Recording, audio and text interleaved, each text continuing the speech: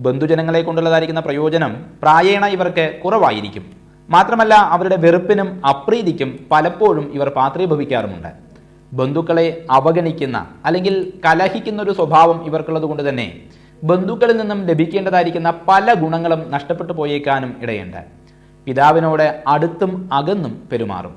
മാതാവിനോട് മമതാബന്ധം ഉണ്ടായിരിക്കുന്നതാണ്.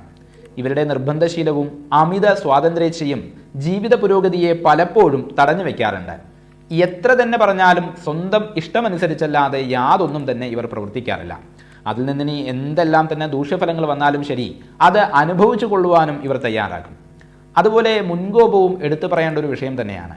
പെട്ടെന്ന് ക്ഷോഭം വരുന്നൊരു പ്രകൃതക്കാരാണ് ഇവർ എന്ന് ഞാൻ നേരത്തെ തന്നെ പറഞ്ഞിരുന്നു. ഇത്തരം സന്ദർഭങ്ങളിൽ മുൻപിൻ നോക്കാതെ സാഹസികമായി പെരുമാറിയേക്കാനും ഇടയുണ്ട്. ആത്മാഭിമാനത്തെ ചോദ്യം ചെയ്യുന്ന ഘട്ടങ്ങളിൽ പ്രത്യേകിച്ചും ഇവർ വളരെ വേഗം വികാര ആവേശങ്ങൾക്ക് വിധേയരായി തീർന്നേക്കാം.